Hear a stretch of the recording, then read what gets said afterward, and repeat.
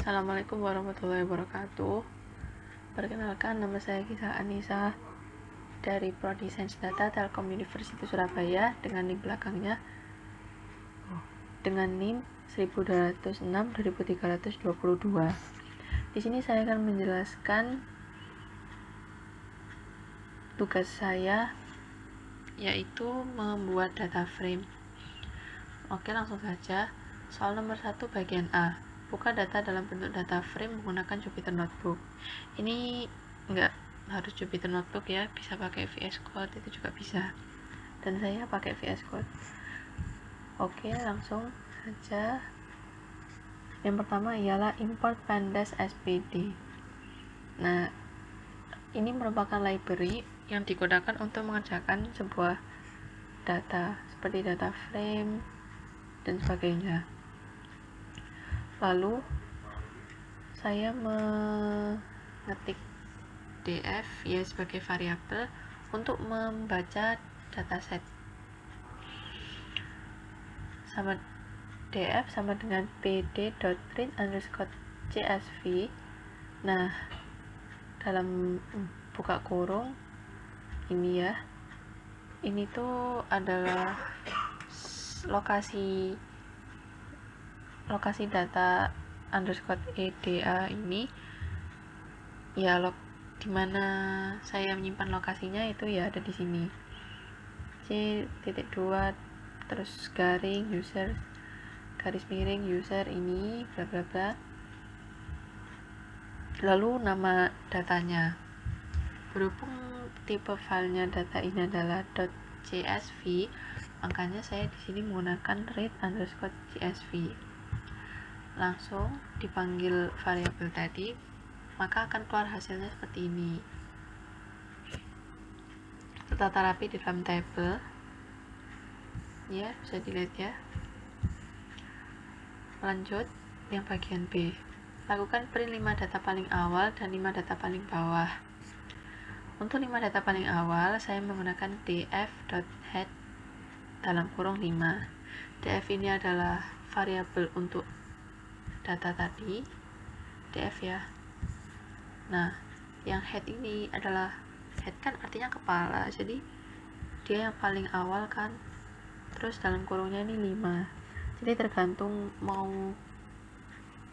manggil berapa. Kalau misalkan minta 6 data paling awal, maka isinya di sini 6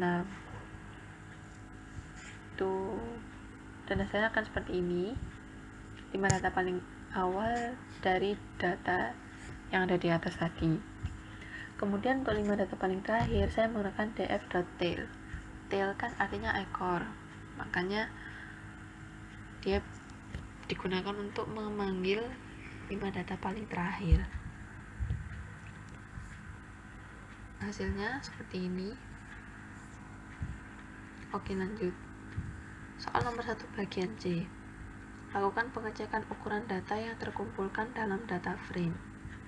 Nah, di sini dia soalnya minta ada berapa kecamatan dan berapa metrik pengukuran dari data itu. Untuk menghitung ada berapa kecamatan yang di dalam data tersebut, saya menggunakan df.drop_duplicate, yang dimana untuk mengatasi duplikasi dalam variabel kecamatan di data di atas ya, itu gunanya. Nah, subset di sini itu variabelnya. Di sini kan untuk menghitung berapa kecamatannya, karena untuk menghitung berapa kecamatannya maka saya menggunakan variabel kecamatan. Lalu kemudian di print, buka kurung, petik 2 total kecamatan, lalu titik 2, petik 2, len kecamatan. Nah, ini nih, itu tuh menghitung ada berapa kecamatan yang di dalam data itu tanpa adanya duplikasi. Kemudian berikutnya ada mengukur panjang kolom yang ada di dalam data, termasuk bulan, kecamatan, dan sebagainya.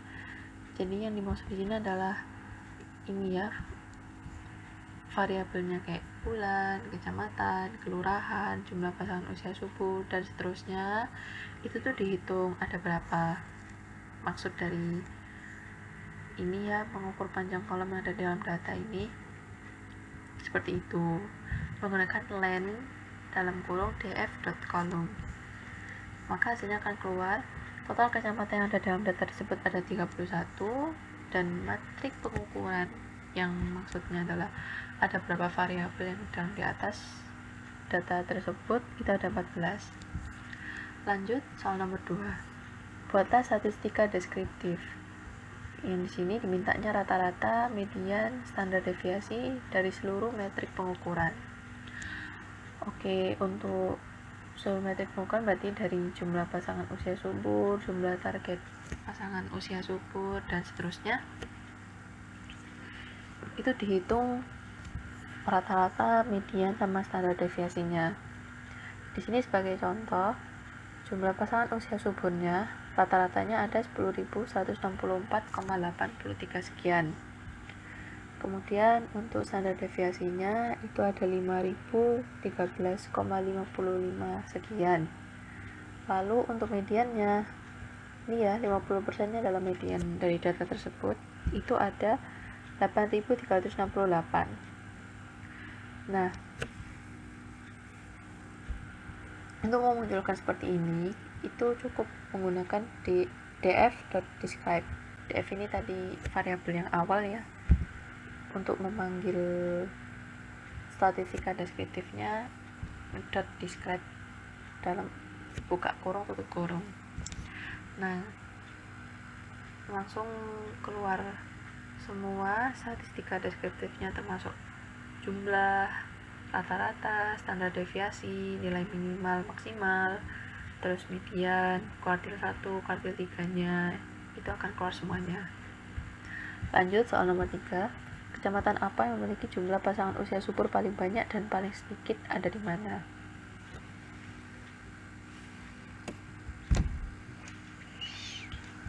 Oke, untuk menjawab soal ini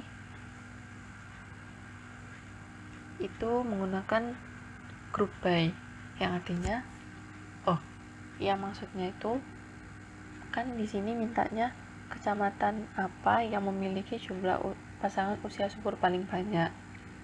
Nah, makanya itu menggunakan variabel kecamatan sama jumlah pasangan usia subur.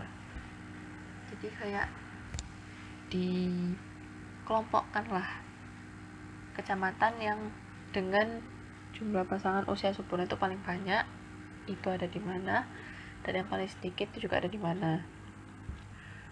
Nah, selanjutnya untuk mencari kecamatan dengan jumlah pasangan usia subur terbanyak dan jumlah pasangannya itu seperti ini, menggunakan variabel yang ini yang kita pasang di sini, lalu .idxmax ini biar bisa tahu dari data tersebut kecamatan mana yang memiliki jumlah pasangan usia subur yang paling banyak.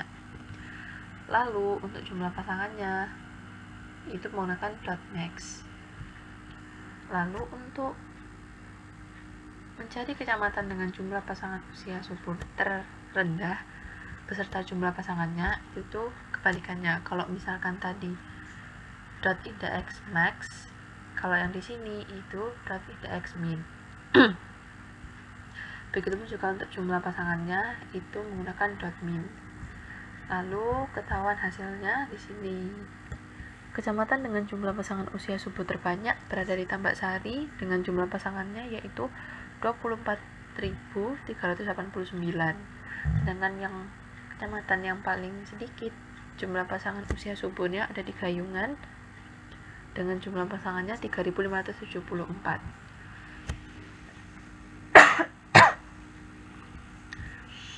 Selanjutnya soal nomor 4. Kecamatan apa yang memiliki jumlah pasangan usia subur dengan istrinya yang umurnya kurang dari 20 tahun, yang paling banyak dan yang paling sedikit ada di mana? Nah, ini tuh sama seperti yang nomor 3 tadi, ketahuan hasilnya di sini. Kecamatan dengan jumlah pasangan usia subur istrinya kurang dari 20 tahun terbanyak di Tambak Sari dengan jumlah pasangannya ada 14, sedangkan yang paling rendah itu ada di Asem Rowo, jumlah pasangannya 0, berarti nggak ada. Soal nomor 5 juga sama. Kali ini kecamatan apa yang memiliki jumlah PUS tidak terpenuhi ber-KP paling banyak? Sama ya, seperti yang tadi. Kecamatan yang paling banyak ada di Tambak Sari, ada 6.002 pasangannya. Sedangkan yang paling dikit ada di Asem Rowo dengan jumlah pasangan 928. Nomor 6 pun sama seperti yang di atas. Kecamatan dengan persentase peserta KP aktif terbanyak ada di Sambi Kerep. Kecamatan dengan persentase paling sedikit ada di Wonocolo. Soal nomor 6 itu, kecamatan apa yang memiliki persentase peserta KP aktif paling banyak dan yang paling sedikit ada di mana? Ini ya udah ketahuan hasilnya. Untuk soal nomor 7, kecamatan mana yang memiliki jumlah pasangan usia subur berada di atas rata-rata? Nah, itu untuk mengetahui rata-rata jumlah pasangan usia suburnya itu menggunakan DF kurung siku jumlah pasangan usia subur ini .min. Ini akan menghitung rata-rata dari jumlah pasangan usia subur ini. Lalu untuk mengetahui hasilnya itu diketikkan DF buka kurung siku DF dan seperti ini seterusnya, dan ini karena berada di atas rata-rata makanya dikasih tanda lebih dari rata-rata. Rata-rata ini ya rata-rata variabel ini. Kemudian kecamatan hasil ini kecamatannya itu ada di mana, terus drop underscore duplicate. Ini untuk mengatasi nama-nama kecamatan yang double. Lalu ketahuan di sini hasilnya itu kecamatan mempunyai jumlah pasangan usia subur di atas rata-rata ada di Wonokromo, Sawahan, Gubeng, Sukarilo, Tambak Sari, dan seterusnya ini. Soal nomor 8, kecamatan mana yang memiliki jumlah pasangan usia subur tidak terpenuhi ber-KP berada di bawah rata-rata? Sama seperti nomor 7 tadi, menghitung minnya dulu berdasarkan jumlah PUS tidak terpenuhi ber-KP ini. Kemudian ini tandanya kurang dari rata-rata karena berada di bawah rata-rata. Kemudian drop kecamatan sama dengan hasil kecamatan drop underscore duplicate, ini untuk mengatasi kecamatan yang double. Lalu print kecamatan yang mempunyai jumlah PUS tidak ber-KP di bawah rata-rata, yaitu ada Karangpilang, Genteng, Simokerto, Pambean, Candian, Lakar Santri, dan seterusnya ini. Soal nomor 9, yaitu kecamatan mana yang memiliki persentase peserta KB aktif berada di atas nilai rata-rata. Sama seperti nomor 7, tapi di sini menggunakan variabel persentase underscore peserta KB aktif.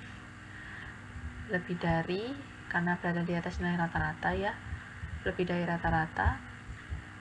Lalu kecamatan ini sama seperti tadi untuk mengatasi jumlah kecamatan yang duplikat. Lalu hasilnya, kecamatan dengan persentase peserta KB aktif di atas rata-rata adalah Karangpilang, Wonocolo, Rungkut, Wonokromo, Tegalsari, Sawahan, dan seterusnya ini. Soal nomor 10, jika persentase pasangan usia subur umur 15-49 tahun sedang menggunakan alat keluarga berencana. Ini ya soalnya, langsung saja. Ini sama seperti nomor 3, yaitu group by, mengegrupkan antara kecamatan sama jumlah akseptor KP yang paling banyak. Itu ada kecamatan apa aja. Terus di sini IDX max sama dengan persentase .idx max. Ini untuk mengetahui kecamatan mana yang menggunakan jumlah yang menggunakan akseptor KB ini. Kemudian yang seperti ini, pt.dataframe buka kurung persentase.log itu xmax. Nah, ini tuh untuk mencari tahu dari, kan kalau misalkan ini kan bisa jadi kalau misalkan ini hanya ini yang dijalankan, itu bisa jadi ada beberapa kecamatan yang bisa masuk di range ini, tapi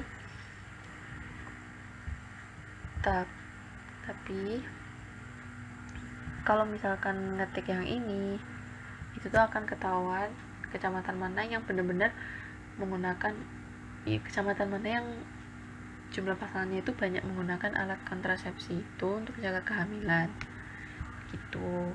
Dan hasilnya ketahuan, yaitu kecamatan Tambak Sari dengan jumlah pasangan yang menjadi akseptor KB itu ada 16.283. Sekian penjelasan dari tugas saya. Mohon maaf bila ada salah kata. Wassalamualaikum warahmatullahi wabarakatuh.